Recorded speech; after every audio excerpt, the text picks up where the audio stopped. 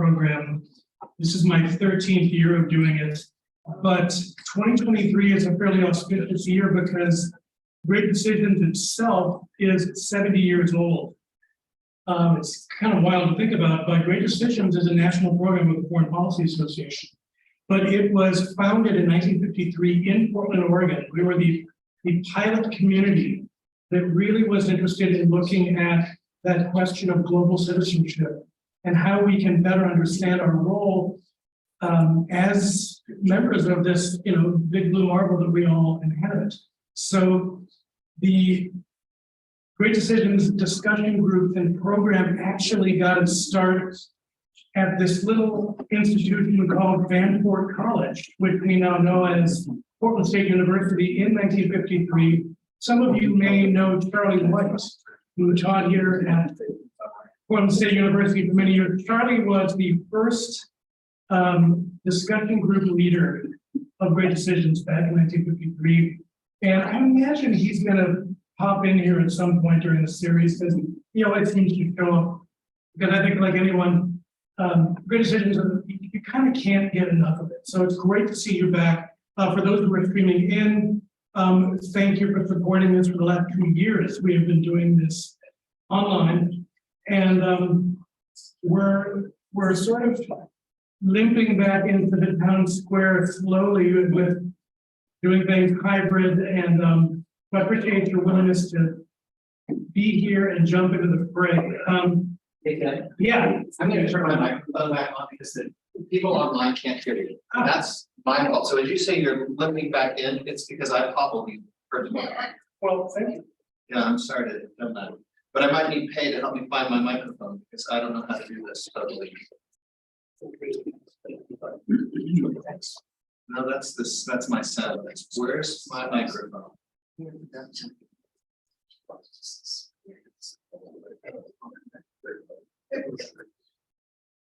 So I'm sorry to interrupt you. That's right. I realize on the Zoom. Right here. There we go. Now it's back on. I think you should be okay. Can the people on Zoom hear us?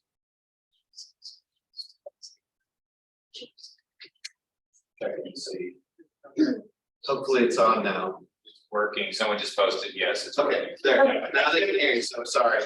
No, that's okay. I mean, as we said, this is, it's that brave new world of like figuring out how all these things fit together. I mean, remember 3 years ago, none of us quite knew what Zoom was. We thought it was a PBS show for kids from the 70s. But now we don't know a world without it.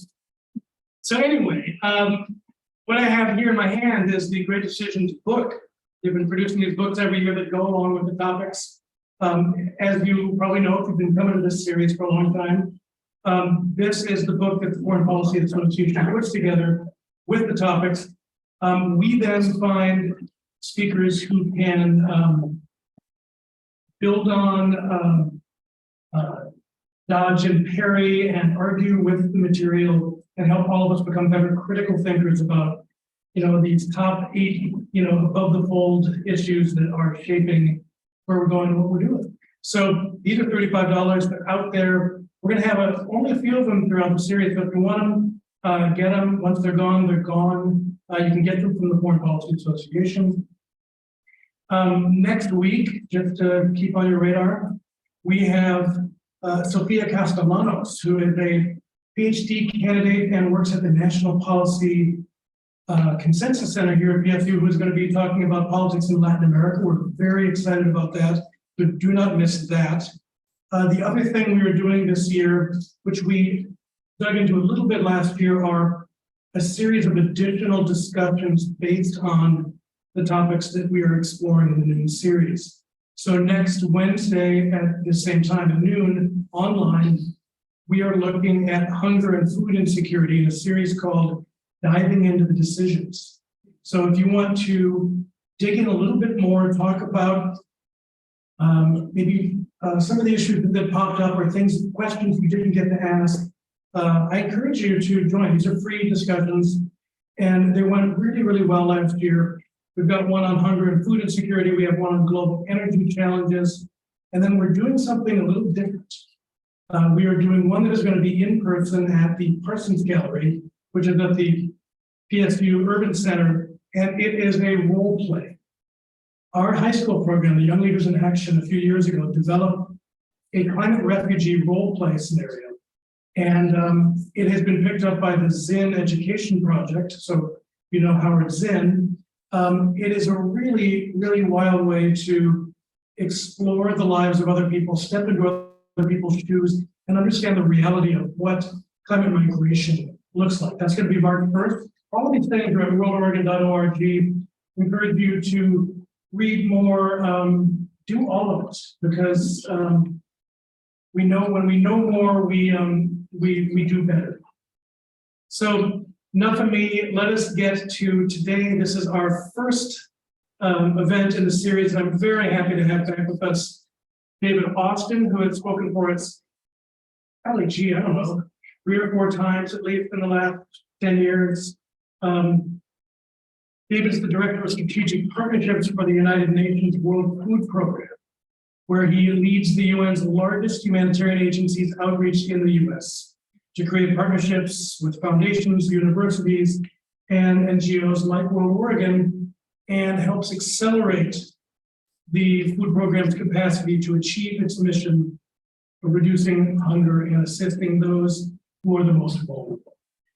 Prior to working at the World Food Program, David was with the MJ Murdoch Charitable Trust, who has been a wonderful partner for WorldOregon. And prior to that was with Mercy Corps for a number of years, where he did programs in North Korea and spoke, in fact, probably about 10 years ago on hunger issues in that region. So without further ado, let me welcome David Austin, give him a hand.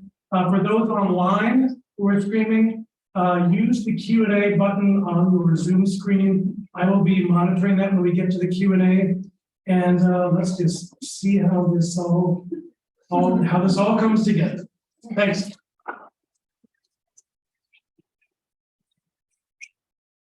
Thank you, everybody, for being here and for braving interaction with me. So I am from the United Nations World Food Program. I'm going to start. I know that many of you are here because you're interested in famine, what's happening in the world around global food security. But I want to first give you a bit of background on the World Food Program and who we are and what we do, how we do it, because I think that matters to the conversation about why is there famine, where does famine come from, and how do we address famine. So to set the stage, I want to give you a little bit of background on who WFP is. WFP is part of the United Nations. We are not a nonprofit organization. We're not an NGO. We are part of the UN system. Separate from the UN system, like many people think, well, the UN gets its money from the US. In our case, our particular agency, the World Food Program, we have to raise all of our own money. We don't get any allocation from the UN's budget. So we have to competitively go out and raise through proposals and through private sector fundraising. We compete for every dollar that we get. Okay? Our largest donors, I'll get into that at the end of the presentation, but our largest donor is the US government. But they don't write us a blank check. We compete for every dollar that we get for specific programs in specific regions. So as an example, let's say that we want to address hunger in Afghanistan.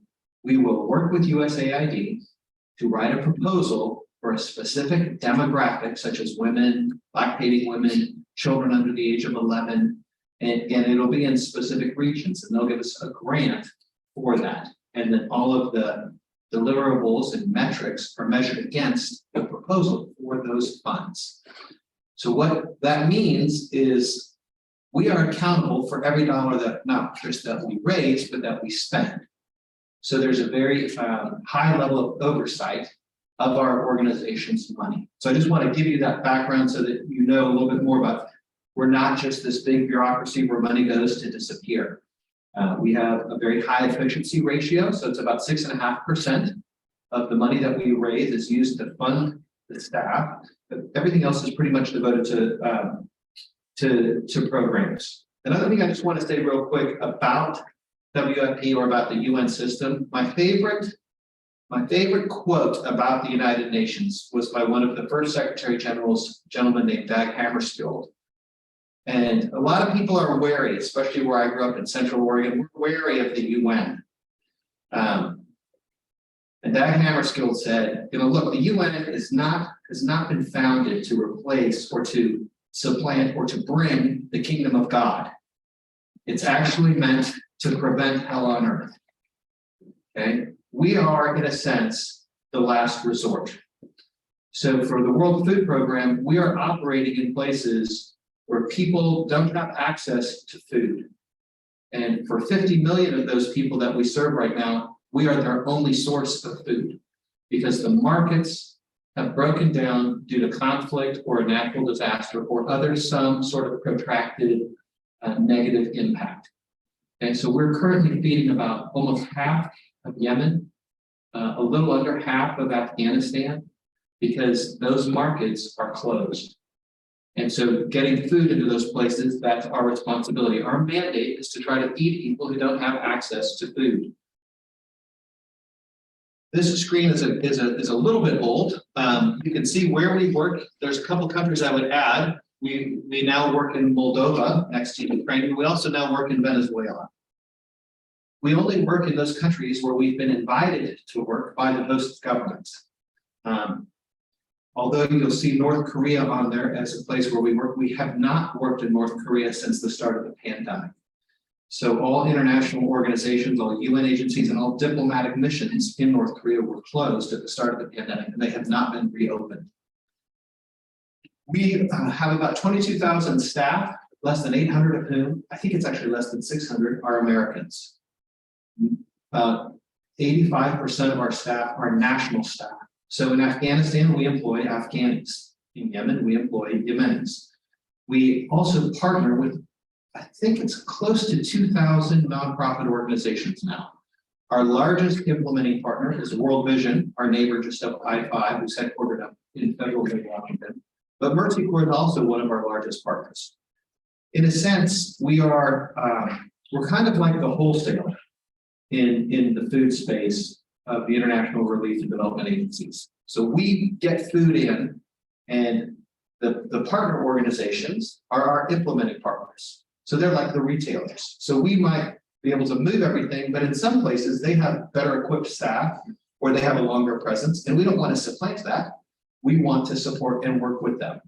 So it's a very symbiotic relationship. Many of our grants are written in partnership with our NGO partners, where we might be the main grantee. But for some of these smaller NGOs, they can't access USAID funds because of their size or because of the requirements around how they implement. So we do that, and then we subcontract out to these smaller groups. One of the things you'll notice is that in 2022, there were 349 million people in need of food assistance. That doesn't mean 349 million hungry people. That's about 875 million people who are currently hungry in the world. 349 million are in need of some kind of assistance. So they're missing meals, they're beginning to sell their assets, they're moving, they're migrating inside of their countries, or they're leaving their countries. There's over 100 million refugees. We crossed that threshold last year. 100 million refugees in the world. It's the largest amount since World War II. Most all of this is driven by conflict. That is the primary driver of hunger in the world today. It isn't a lack of the production of food, it's a lack of access to the food. So hunger is mostly driven by conflict, but you can also imagine in places where there's protracted droughts, like in the Horn of Africa, a lack of food leads to destabilization, migration, and it can lead to violence. So we're seeing that increasingly across the Sahel, just south of the Sahara Desert. In those regions, you'll see a lot of pastoralists who are having to move south, and they're encroaching on lands that are traditionally agricultural lands, and that's causing greater problems and conflict. Last year, given the nature of COVID and the rise of conflict and the increasing numbers of hungry people in the world, our budget soared to 22 billion was the operating budget that we needed to try to reach the 160 million people that we were trying to reach. We were able to raise 14 billion, which is more than twice of what we raised 5 years ago. And we were only able to reach 133 million. I want to disqualify for a moment. Those 133 million people that we reached, we don't provide meals, so to speak, in the traditional sense that you might think of getting food assistance. The vast majority, except for school meals, the vast majority is we provide a food basket, or we do it through cash. But it's not a lot of food. It's enough to keep people alive. So in 2022, we had to reduce the average calories per day per person from 1,300 to 1,100. So that was the average size ration. If you were to just average it all out, it was about 1,100 calories a day was the size of food basket that we were able to supply. So we're like bare minimum trying to keep people alive. Now we wish we could do more, and we try to take what we have and build more with it. So for many of the people who are beneficiaries, when they get food from us, we work in partnership with their local leadership so that they're in exchange for food, they're building community assets. So let's say we're in northern Ethiopia. Well, I'll just give you an example. In northern Ethiopia, in the Tigray region, where I was in 2005 and 2006, we were doing a food for asset project, and the Tigrayans who would get a food basket for the month, and the families that participated in that, they had to provide 20 hours of labor every month. And they built 80,000 kilometers of terraces on the mountainsides. And they built about 12,000 kilometers of trails and feeder roads. Those terraces then captured the rain so that the grasses could grow and their goats could feed. And since that program ended in 2006, WFP has not had to go back. And there hasn't been hunger at the levels that there was. There's not been a famine. There's been no food programs because that region has been able to rebuild. That changed last year with the encroachment of the civil war in Ethiopia. But in terms of their ability to grow food, these programs work. WFP, I think we built 1,200 different water systems last year. We reforested, we rehabilitated over 1 million acres of farmland across the Sahel. We do about 12,000 hectares of reforestation. So there's all kinds of programs that we do to try to help people rebuild their community assets so they don't need food assistance.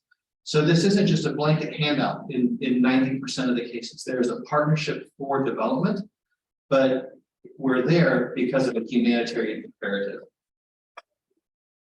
So WFP, we are the kind of, in a sense, we're the first responder. We provide the bulk of our food assistance in an emergency situation that might then become a protracted emergency, long-term situation. And these are caused by climate shocks, natural disasters, by conflict.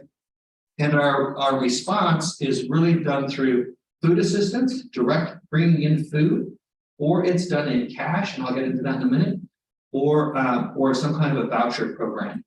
We look at what's the best modality, what's the best type of program to support the community that will help protect and restore or rebuild the market. Okay, so in some cases, I'll give you an example. In some cases, there is a functioning market.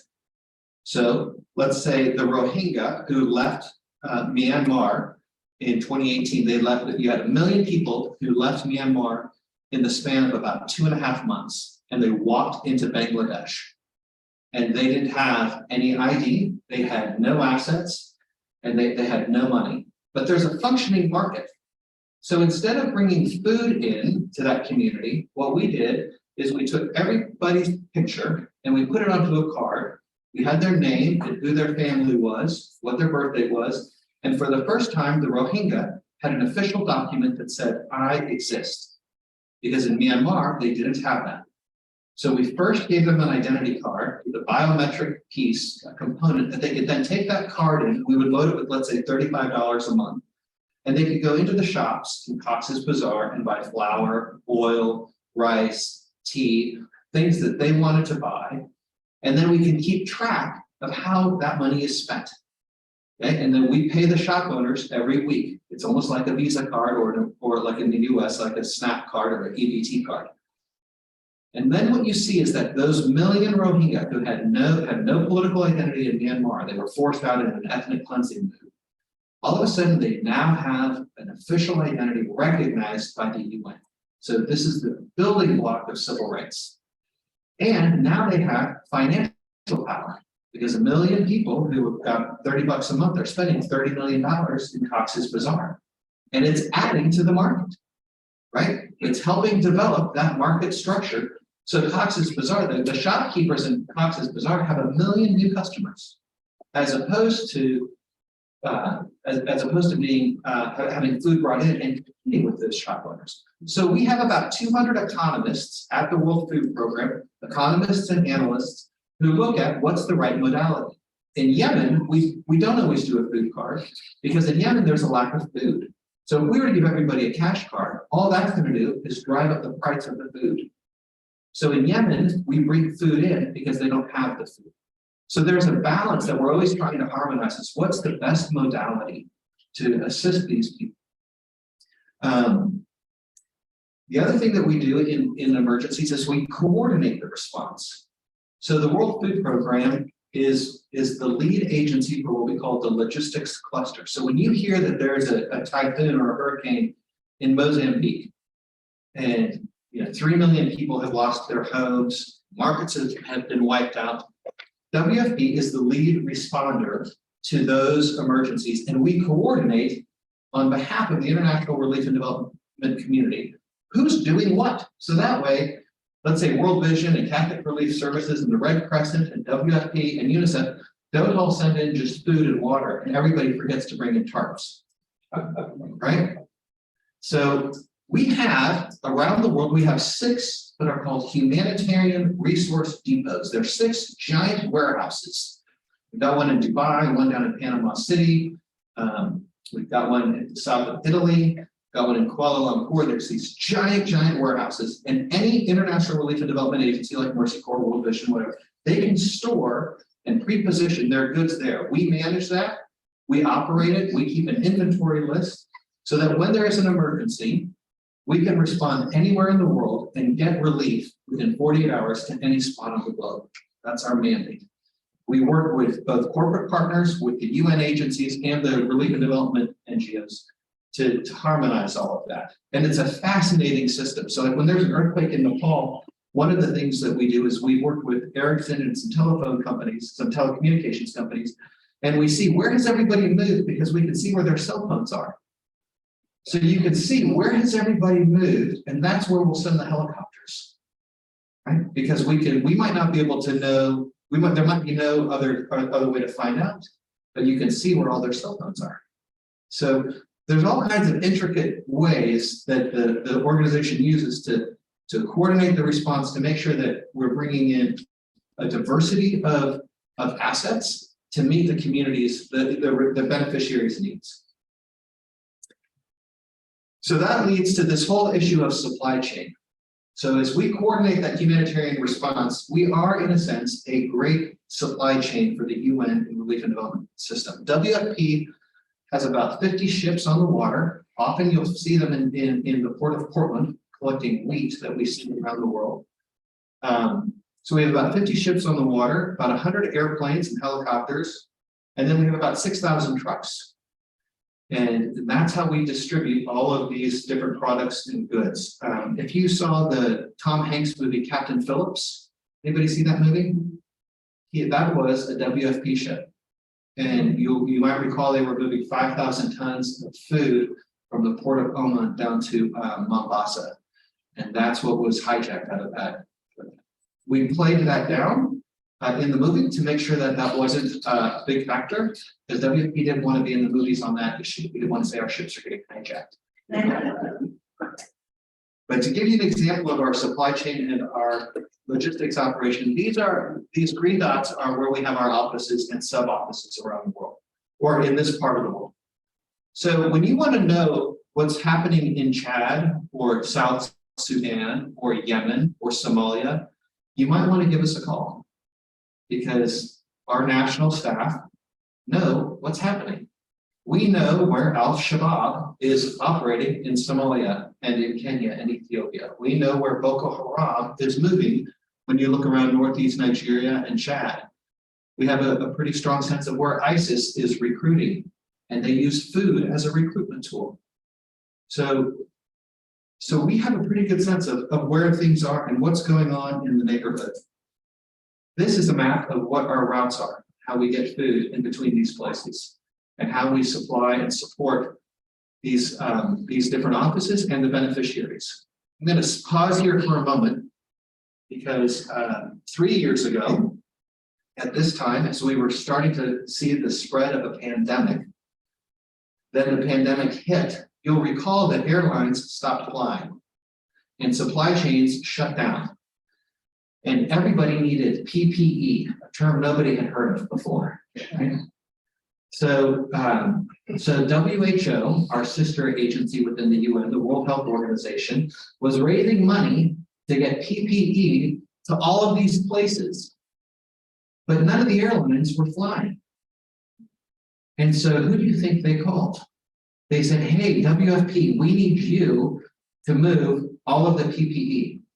So between April and June of 2020, we moved 60,000 metric tons of PPE to 173 countries. In May and June of 2020, we were the largest passenger airline carrier in the world.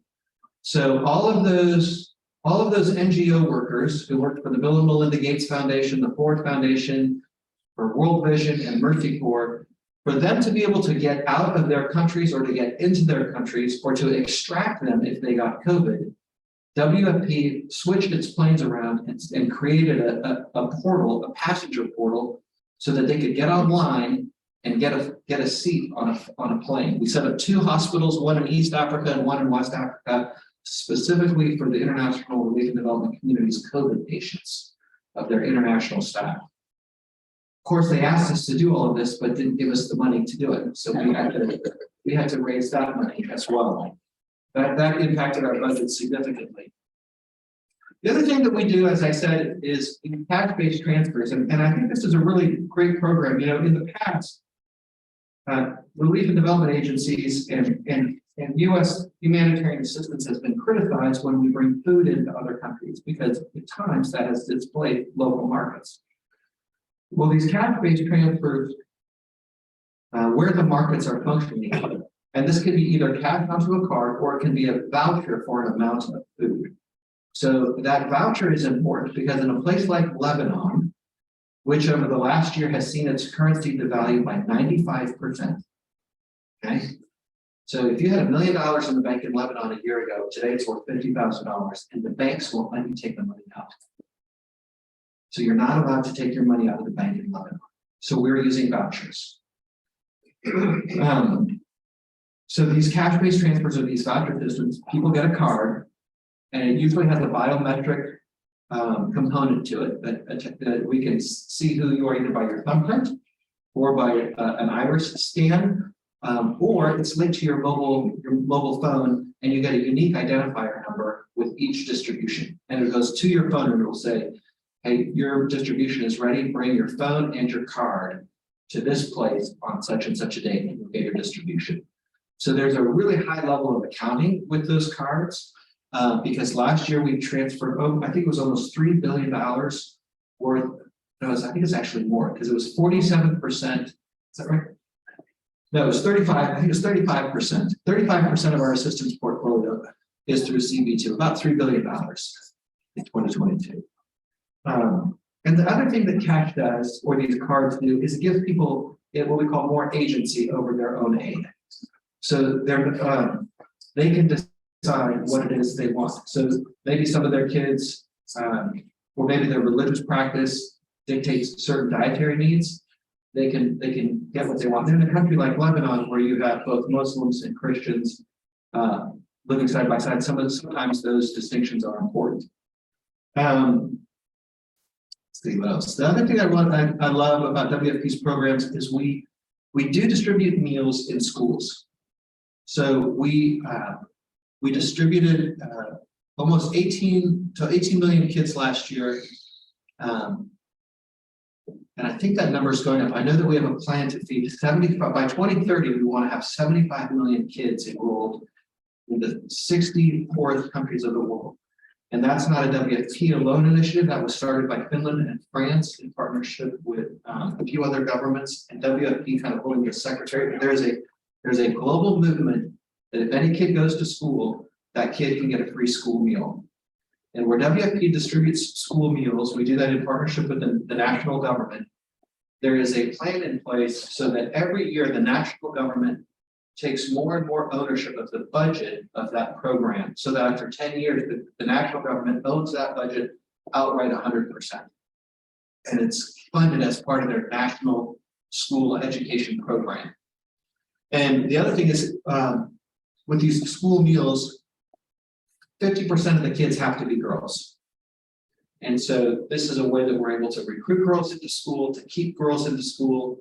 And when girls can read, they get married at later ages and they have fewer children and they have a higher economic status than their parents typically did. The other thing that happens when girls go to school is usually boys do better, because they're like, I'm not going to let her get a better grade than me, right? And if the girls are doing better, the boys do better.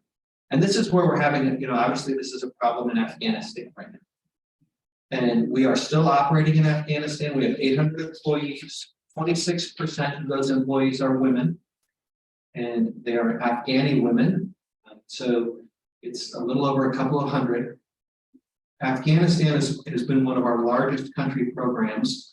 The country director of Afghanistan is an Irish lady. She's leaving this month. And her deputy director is an American woman.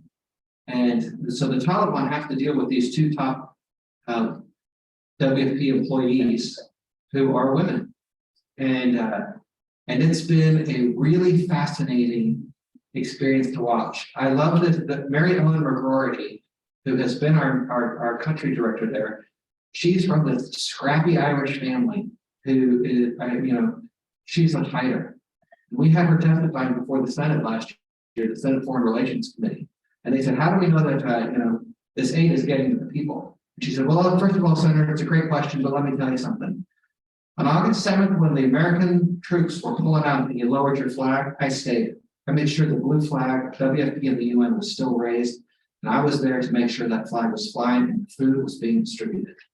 She said, I'll tell you personally that I oversee all of these distributions. And she said, if you don't fund our programs, if you don't want to fund us, you will empower the hardliners. Because the people, the men in the Taliban who I have to deal with, who are allowing us to stay open, those are the moderates. She said, so if you want to make things work, then go ahead and cut off all the humanitarian assistance. She said, but I stay to keep the door open. And when you go back to a couple of these slides, you can see in Afghanistan, we have kept our airlines open. We are moving people in and out, and those are the NGO partners that we are moving about. Okay, so we're still there, and it's hard, and it's not easy. In fact, there was a piece in Foreign Policy today castigating us, WFP, for continuing to work in these difficult circumstances, and it was misrepresentative, saying that we're not keeping the women employed, and that's not true. Our country director is a woman, and we have about 200 women on staff, and they are still working under very difficult circumstances. And we don't know what's going to happen there, but we want to keep those girls in school, and we're doing what we can to keep the doors open. Because like I said, we're not there to create the kingdom of God. We're there to prevent hell on earth. And when people are starving and there's nowhere else to go, we're at least able to still get them some food, even though it might only be 1,100 calories a day. But that food comes marked in a bag that says a free gift to the American people, oftentimes in Afghanistan in particular. And that's a wonderful way to keep that door open. Because I'll tell you from my experiences in North Korea, when I sat in people's apartments and asked them, when was the last time you had enough food? And they would tell me it was during the last food program. And I said, do you know where that food came from? They always said, we know who sent it. We know who it was from. So it's a great way to continue to keep the door open, relationally, diplomatically, and for humanitarian purposes. Finally, I just wanted to show you this one as we now look at where's WFP spending its money. You look down at the recipient countries. Afghanistan last year was the largest beneficiary of WFP's work, $1.5 billion. Ukraine was next, then Ethiopia, Yemen, Somalia, and South Sudan. One of the things you'll notice is that all of those countries are conflict driven. So when you look at hunger and famine in particular, where is famine about to happen? Famine is a technical term that we're not there yet, but we're close. And in parts of Somalia, you could probably declare it, but the groups aren't all aligned on making that declaration yet. It's a terrible definition, famine is, to get to that place. You know, so many people have to be dying, so many percent of children have to be wasted, which is a horrible word that we use, but we say these children are wasting because they're no longer growing and they're eating up their own bodily resources. So they're wasting. But you look at where those are, you know, these are all conflict driven areas. And so going up to the top one, who are our top donors? The United States government is our most generous donor. Okay, of the $14 billion that we raised last year, a little over $14 billion, the United States gave us 53% of our total budget. That doesn't mean they should give us less, because their fair share, so to speak, should be 30%. Actually, they give us 30% of our operating needs. But the other countries of the world haven't been able to do that. So I'm really proud of the work that the US government has done in partnership with WFP. That's part of the work that I get to do back in Washington, is we educate the Senate Foreign Relations Committee. And I'll tell you this, Jeff Merkley has been fantastic. And he has reached out to us. He has gone and visited our sites in the DRC, in Sudan, in Ethiopia. He's been a great advocate because he understands that we are going to pay for these problems in the world, one way or the other. It's much cheaper to pay for humanitarian assistance in Ethiopia or in Syria or in Guatemala. It's much easier and cheaper to pay for it there than it is once these places break out into war, or once the people who have not been able to get food show up on our borders. And I'll give you an example. In Syria, it costs WFP about 50 cents a day to feed a person who's either in Syria or a Syrian refugee in Lebanon or in Jordan or Turkey. There's 5 million people 5 million Syrians that we are supporting in those 4 countries. And it's about 50 cents a day. When 1 million of those Syrians showed up in Germany, the cost of the humanitarian support package per person was about $70 a day.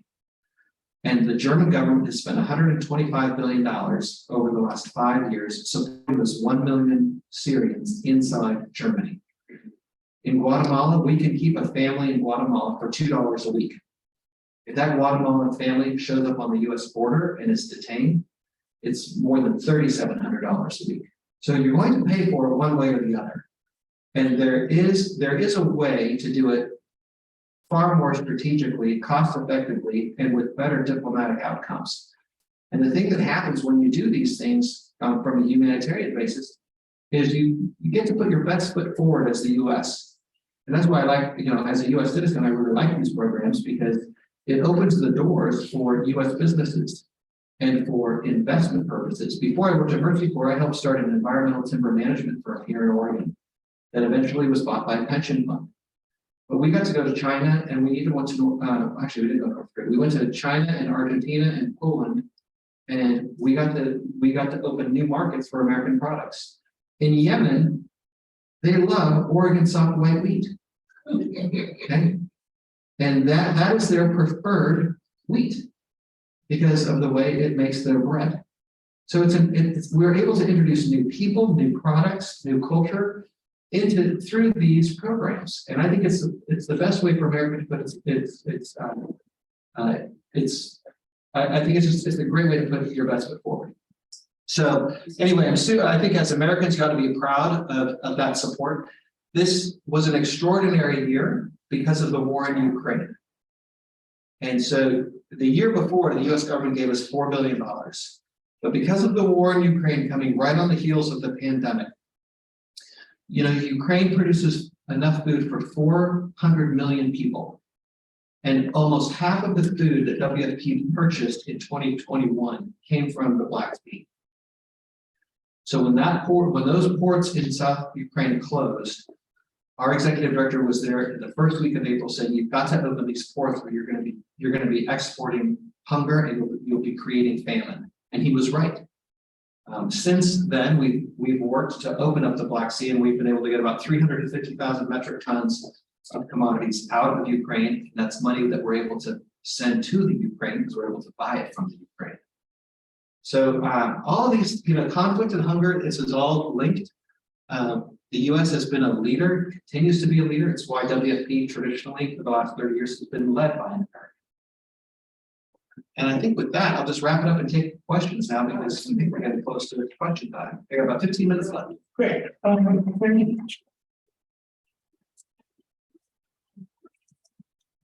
really wonderful. We've got questions from online. I'm assuming we have questions in the audience.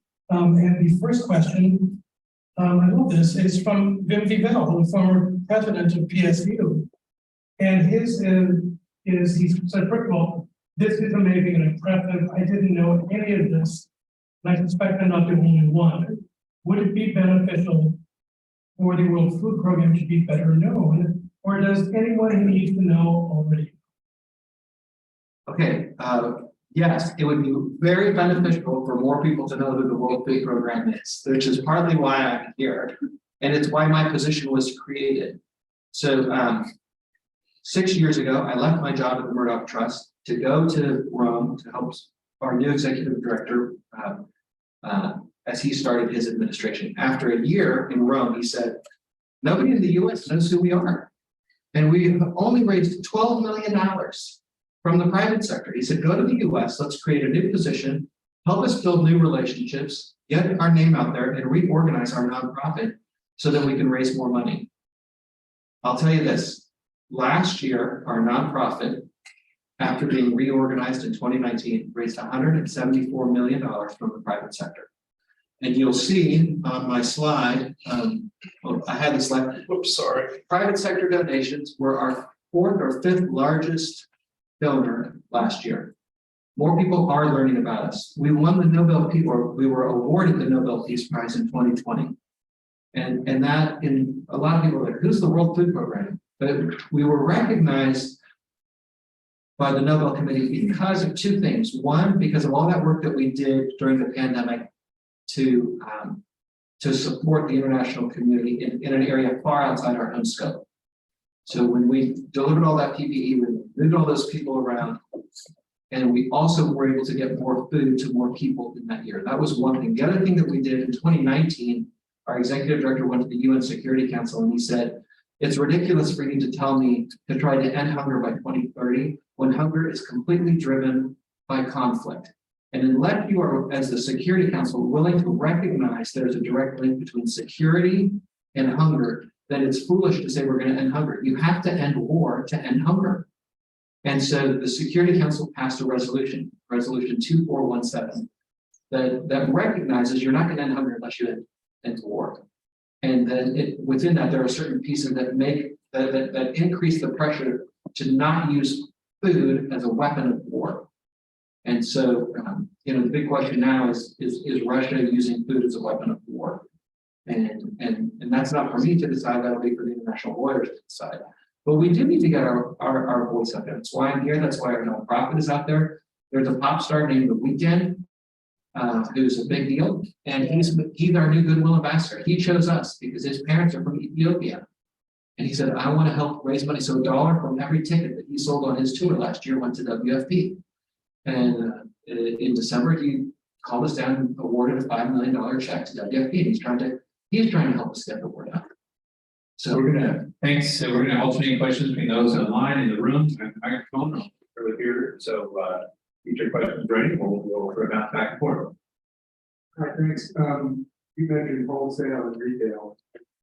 2,000 retail organizations. Yeah, Do you have a sense of what proportion of the 2,000 are faith-based organizations? Is faith-based distribution a really important part of the way you get food? that's a great question. I don't know what the percent is, especially if you look at just what the number of organizations are like World Vision is our largest implementing partner, and that's a faith-based group.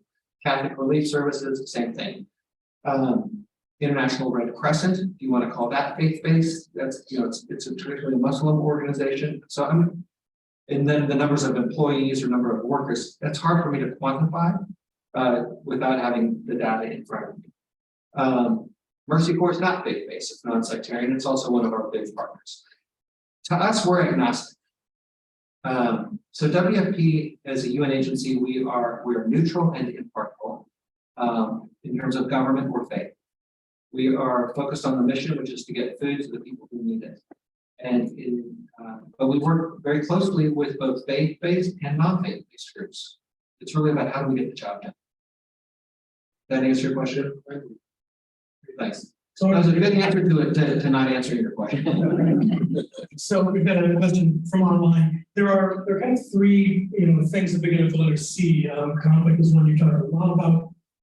Cost is another. Climate shocks is the other. And we have a question from Kathy Moyd, and hopefully you'll see Kathy in the room at some point. And I want to just call her out for the moment. To say Kathy Moyd is also a big sponsor of this series this year, making all of this possible to reach wider audiences. So just a quick, very quick applause for Kathy. Kathy is very, very involved in climate change issues, and she would like to know, are you using predictions of where climate change is likely to affect food availability to do pre-planning or scenario work? Totally, yes. We have a whole department that's devoted to climate adaptation and mitigation. I could give you more specifics if I had better data. I don't want to mislead you, but I know that we're working very proactively in that space. And I'm sorry I don't have a better answer, but if you would give me time to follow up or send me an email, I would love to connect you with that particular group of what WFP does. And if you go to our website, WFP.org, and you'll be able to find what we're doing on climate, because we have a whole section on it.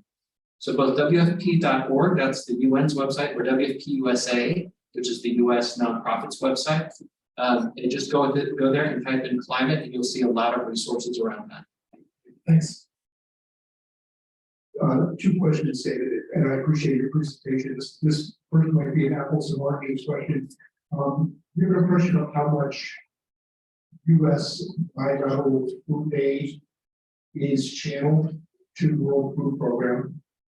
World Food Program. A second question: what are your controls for corruption in many of these countries? And I ask that in part because you're talking about, but I think it's a good initiative. Moving control of programs to the local governments. Thank you. Yeah, in terms of the $7.4 billion that the U.S. gave us, again, all of that's done through a competitive process for each one of those grants. Most of those grants are cash. A few of those grants are where the U.S. Department of Agriculture will buy product and then give us the product on site and then help us pay for the shipping. I don't know what, so is your question about how much did we buy of commodities in the US? I think this was the apples oranges, and I appreciate your distinction. How much of US, let's say, commodity food aid? And I don't know. Okay, so well, this is interesting because there's this one particular account called the Bill Emerson Humanitarian Trust that sits within the Department of Agriculture that can only be accessed in a time of severe food insecurity globally. And what has to happen is the administrator of USAID has to call the Secretary of Agriculture and say, the need is more than we can do at USAID. Will you release these funds that have been sitting at USDA? Will you release those funds to buy US commodities to send overseas? And for the first time since 2014, that happened last year. And it was $800 million worth of worth of product and shipping. I think it was about $500 million of actual US commodities. They were all sent to Eastern Africa, Somalia, Kenya, Ethiopia, South Sudan. So that was a big chunk, and the bulk of US commodities went to that particular region because there's a shortage of those foods. And then in terms of corruption, yeah, so we have a pretty rigorous system of controls that I can get into more detail. But whenever there's when there's an incident where our food is taken, so that happened in Haiti last week. So a gang came onto one of our warehouses and forcibly removed food. That's instantly reported, and then we have to decide whether we stop distributing food, and that happens regularly. And we know when it happens. Then there's also systems of control that if anybody were to try to take money from our system, there's just so many eyes on it. We have our own auditors, and then the US also audits us. Does that answer your question? Yeah. We don't give food over to a government and then let them distribute it. So we don't do that. We have to be a part of that whole distribution system and have to be under our control. That's the mandate of our donors. Our donors are like, no, if we want to give stuff to the government, we'll give it to the government. We're giving you the money and the resources to implement that program. So we have to be accountable. Related to that, I have a question about, is providing food to nations with authoritarian regimes providing the capacity for these regimes to stay in power? They say, I applaud the sustainability project, but what if regimes do not allow these products to take place to maintain power? Okay, so when we were distributing food in North Korea, we'll all agree that's an authoritarian regime. Okay, so we have to distribute that food, and we have to be able to monitor that food, and we don't give that food to the government. That's the same in Venezuela. Okay, in Venezuela, we only run a school meal program, and we do that in partnership with the Catholic Church. Okay, so these programs that we run, again, we don't give food to those governments. We don't give food to the Taliban. We control that food. We inventory that food, and we distribute that food. Okay, and everybody who gets that food knows where it comes from because it's branded. Now, if in the case of North Korea, people would say, well, how do you know that once you brand that food and distribute that food, that the army doesn't come and take it away from those households? And I thought, well, if the army comes and takes the food away from the households, what kind of sentiment does that build between the households and the army? Does that undermine the regime? We do not require that people eat all of their food in front of our monitors. Okay, doesn't work. Okay, but we do hand it over to them in places like in Honduras or Guatemala. We hand the food over to those households. They sign for it, and they come back 2 weeks later. So, I hope that answered that person's question. Hi, I'm Jennifer. I work at Mercy Corps and currently the Fulfillment for our Nigeria programs. Nice to see you. Hi, Jennifer. Hi. I have a question for you more around the broader donor priorities in Africa right now, particularly around food assistance. So as you're well aware, we've seen a shift away from donors funding in Africa and the Horn and in Nigeria, where I focus as well. We've seen that with our European donors, but we're also now seeing that with the US as well. The US is saying, well, Europeans aren't going to step up and we're not. So we've seen that in the Horn. It's worrying with the trend in Somalia, with the trend towards famine. We're not going to see increased funding levels next year. Of course, if we're going to prevent famine from happening down the line, the funding needs to be happening now so that the harvest can happen. And we're not seeing that. And then within that, we're also seeing in Nigeria a cut on our food assistance programming in particular.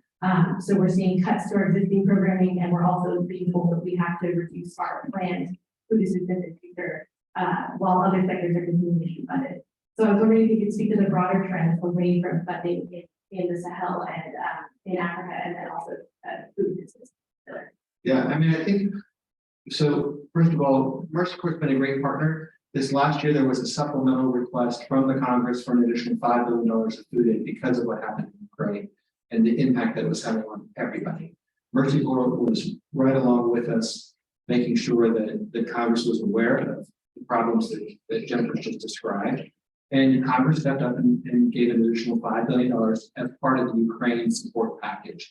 And that money was to be used for all of the different food assistance programs around the world. It wasn't localized just to the Ukraine. So with that, yeah, there's going to be, we project, I was on a call this morning, we think we might be able to raise $3 billion from the US in 2023. This last year we had 7.4 billion. So yeah, there's going to be a lot of cuts. So what's going to happen? Well, you know, you would know it's a country by country situation. And so our country directors are dealing with that and working closely with those governments to try to figure out what can be done. We were in Kenya at the end of October, and the government of Kenya, their new government, said, well, one of the things that we need to do to make food more accessible and less expensive is we're going to lift our GMO ban. So a lot of US food is GMO, a lot of our wheat, sorghum, and corn. And it cannot be imported into Kenya, either to be eaten, consumed, or transported.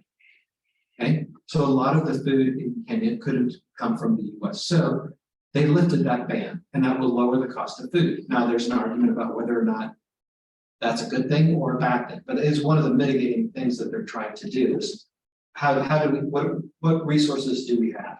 So the trend is not looking good. You know, if you were listening to things coming out of Davos this last week, all of the policymakers globally and the corporate heads are saying, we're going to be moving into a recession. I sat in 4 meetings, not at Davos, but I sat with the heads of 4 major food companies in November, and all of them said, we think there will be a global depression by the end of 2023. So it's not looking good. They didn't say recession, they said depression. We'll be going into a depression by the end of 2023. So, you know, food assistance, global food security is not in a good space. And I think it's why it's important that WorldOregon is bringing it up now. You know, Oregon has a very rich agricultural background. And we also have a hunger problem in Oregon. You know, in the early 2000s, we were the hungriest state in the country.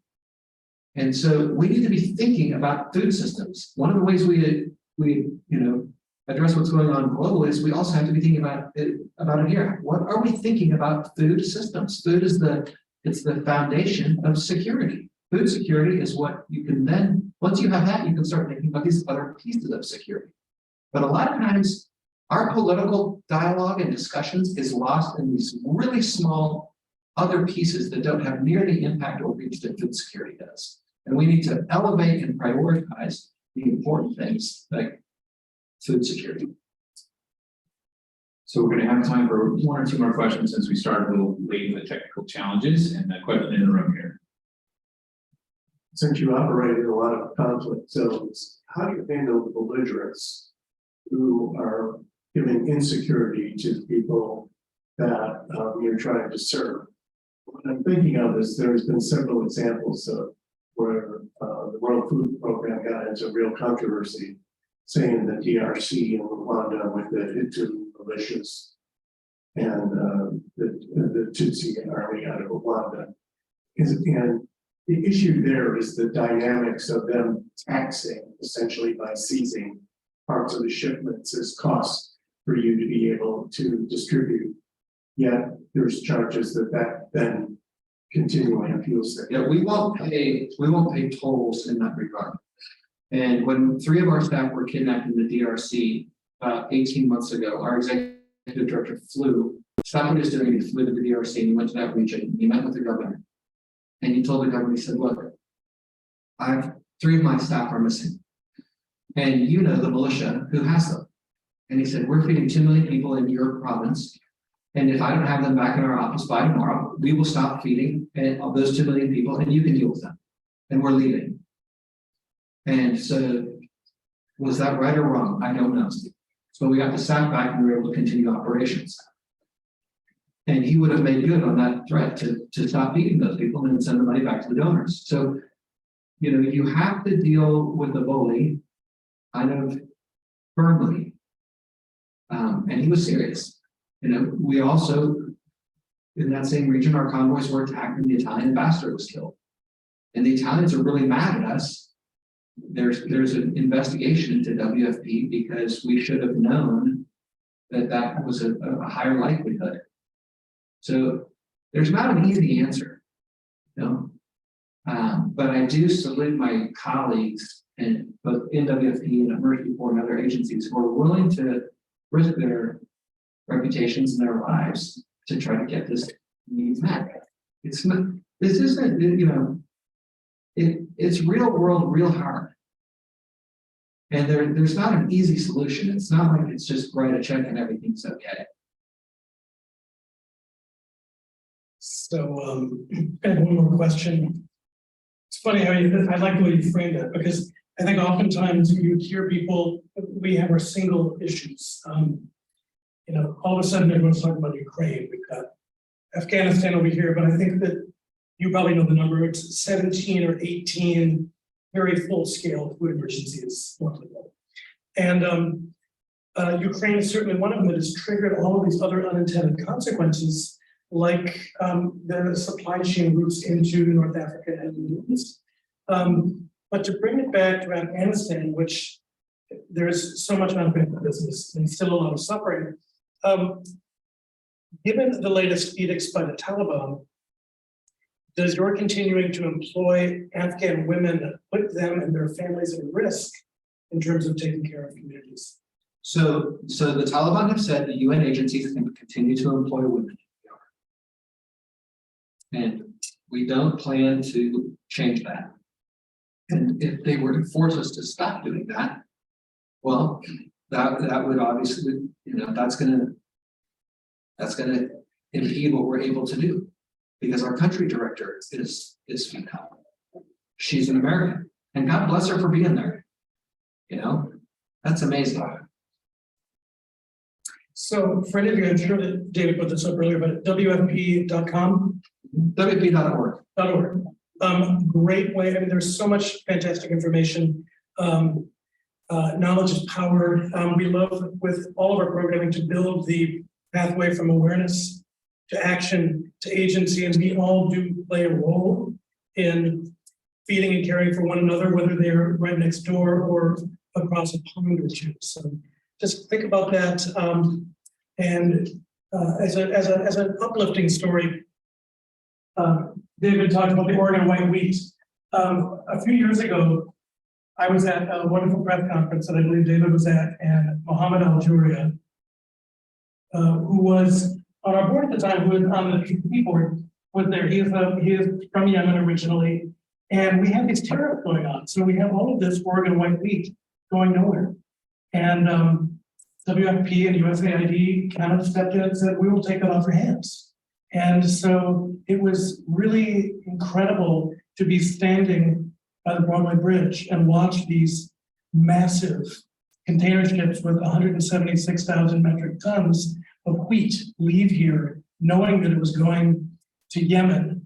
That about 80 or 90% of our agricultural output is going into the world and feeding the world. So it's something that we can feel good about as a people and as a state, that we are keeping our mind on our fellow global citizens. And to David's point, we also need to figure out how we feed each other at home. So it's just a nice thing to remember that Oregon is on the globe doing some good work.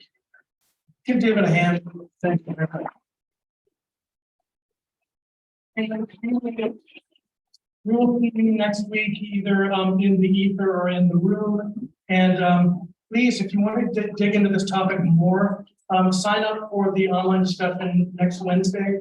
I think it will be great. We're working with some fantastic grad students here at PSU in the Global Leadership and Management Program in Public Administration, and we can talk about food insecurity until we solve the problem.